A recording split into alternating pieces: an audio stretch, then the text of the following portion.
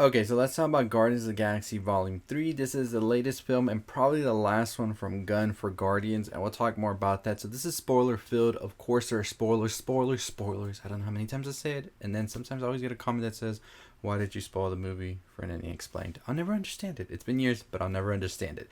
But let's go ahead and get started. I do have a review that doesn't have any spoilers if you want to go check it out. And also, we are running a giveaway. All you have to do is be subscribed to the channel and hit that notification bell, and you get more entries if you follow us on Instagram, Twitter, and TikTok. So go check us out over there as well.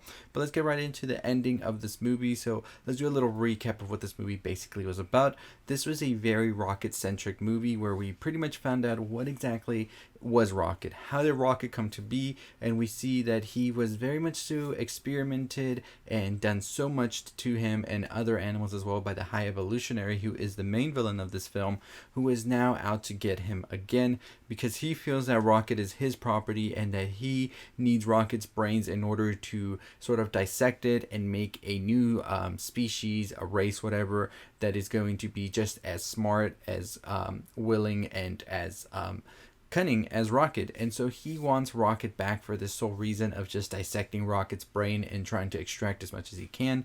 And so he sends out Adam Warlock and Aisha. Of course, we know Aisha from Guardians of the Galaxy Volume 2. And so he sends out Adam Warlock to retrieve Rocket. Now, the reason that Aisha is listening to the High Evolutionary in the first place is because the High Evolutionary actually created them as well. And he says, "I created you, I can destroy you, get me Rocket." So during the first attack that Adam Warlock goes on Rocket, it gets botched, and so we see that Rocket gets severely injured during this attempt.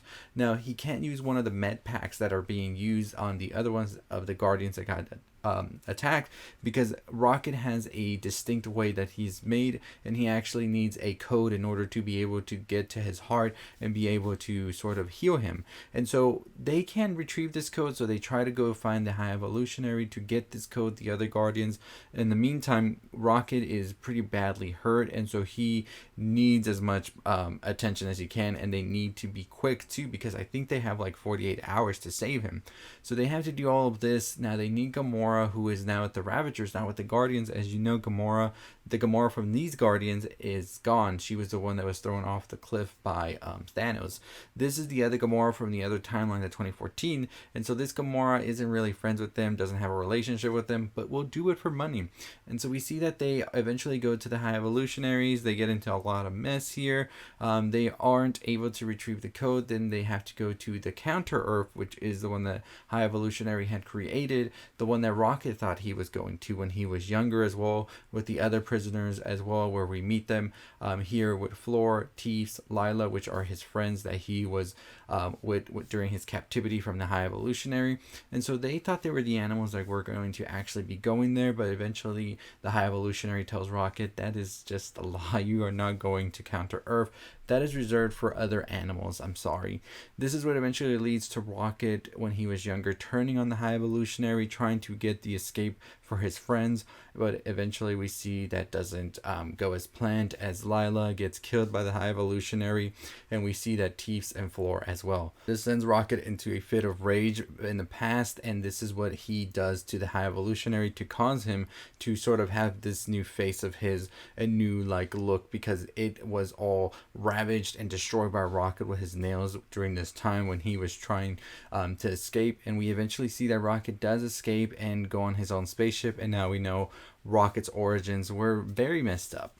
Now, back to the present day, we see that the Guardians are able to eventually retrieve the code thanks to Nebula, Drax, Mantis, as well as Gamora and Peter. And now they are there at the High Evolutionaries. They're able to get the codes and everything. They eventually do save Rocket, but now they have to get off of the spaceship and they have to get back to their nowhere. And so they get Kraglin and Cosmo know that they're needed and they need to get here quick, as they try to save everybody off of this planet that they can, because there were some children as well that the High Evolutionary had captive that he was experimenting on and all of this. But now they also need to escape with all of the animals. As Rocket says, they can't just leave the animals behind. And a lot of montages of fight scenes that were incredible in this movie were seen throughout this last third act, and I was just so amazed by it, honestly. Eventually, we see Cosmo and Kraglin make it, and Cosmo was one of my favorite ones to see here, as well as they are using their telekinesis powers in order to sort of get the ship closer and get everybody to be able to jump to it. Kraglin is eventually able to use the arrow, and he is able to use it well because the High Evolutionary sends a ton of minions to attack them, but the arrow is used flawlessly to take them all down. At the end, we see that the High Evolutionary gets beaten down by the Guardians in one of the most amazing montages, honestly, as all of them take a beating to him and just leave him there. We eventually see his face peel off as well, and it is one of the goriest things I think Marvel has ever done.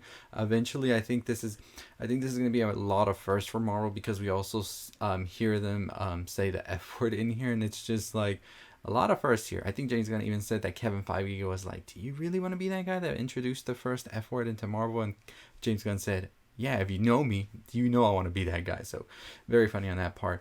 At the end, however, it is all sort of bittersweet as Florence and the Machine's Dog Days Are Over starts playing, and we find out that Peter is leaving to go and find his grandpa. We see that Gamora is leaving. She's not staying with the group. She's going back to the Ravagers. We see that Mantis is going to go find herself as well. So we just have Nebula and we just have Drax that are going to be there staying, looking over nowhere, and that's how it's going to be. And then you have the new Guardians of the Galaxy team that is made up of one of the young children that they saved. It is also made up of Rocket. It is made up of Kraglin. It is made up of Cosmo and Groot as well. Groot, by the way, went through a lot of changes. At one point, he was like a spider head. At one point, he was this big mastodon-looking Groot. So that was very interesting to see.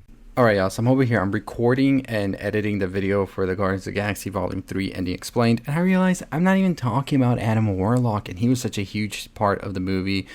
Trust me, this movie is stuffed. It's packed, but in the best way possible. But Adam Warlock, we basically see that he was the creation that Aisha was talking about at the end of Guardians 2. Eventually, we see that Aisha is like trying to please the High Evolutionary, because the High Evolutionary actually created them, and so now we see that they are trying to please them as much as possible.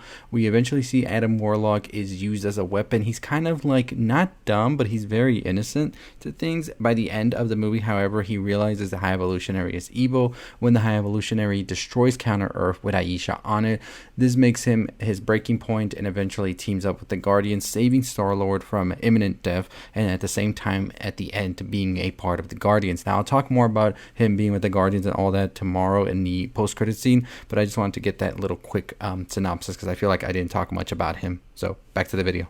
So the young girl is actually a character named Phyla-Vell, who is actually a daughter of Mar-Vell. So I don't know if we're going to get some connections here to Captain Marvel and all of that, but it would be interesting to see. I will be making a video further explaining the new team of the Guardians and how that can go. Of course, I don't think James Gunn is returning to make these new Guardians for sure, but we do know that Star-Lord will be returning. We haven't heard about the other ones, but we do know that they will be returning. Gamora, actress Zoe Saldana, has said that this might be her last run as Gamora. We'll see how that is, and we'll talk more about that later on. But overall, I thought that this was a great ending. I see that everybody goes on their own separate paths here, trying to really establish who they are, and I think that that's definitely a proper ending for these characters that sort of started off at the beginning as these outcasts, eventually found themselves in this family that was the Guardians. But overall, I think that they finally were able to get peace within each other about everything that they had, all their demons and all of that, and I think that that ending really fits all of them properly.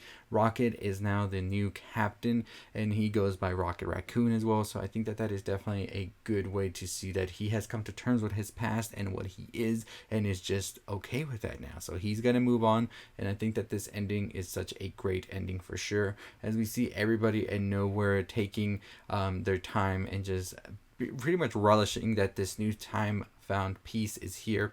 And Very good ending, very proper. So that was the ending of Guardians of the Galaxy Volume 3. I think that it definitely sets up some good stuff for the future with the post-credit scene, which I'll talk more in depth in my other video about this new team up and what that could possibly mean for the future, as well as Star-Lord's own post-credit scene that he has. That will be a whole other video, so stay tuned for that. But I think that the High Evolutionary really has become Marvel's most sinister villain. Honestly, this guy just did all of this out of like Thanos, horrible things he did, but you kind of like understand where he's coming from. But the High Evolutionary is just somebody who is just bad to the bone. So definitely one of Marvel's best villains for sure in terms of evil.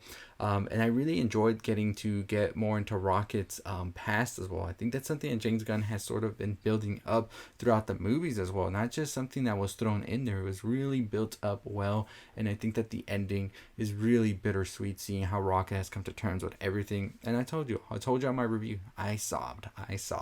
But overall, really love this movie. Cannot wait to see it again. Let me know your thoughts and opinions on Guardians of the Galaxy Volume 3. If you watched it, if you're not. And as always, that is going to do it for me. As I said, we are running a giveaway. Make sure that you are subscribed, hit the notification bell. Make sure you follow us on social media as well if you want more entries. And as always, I'll see all of you next time. Stay safe, stay positive.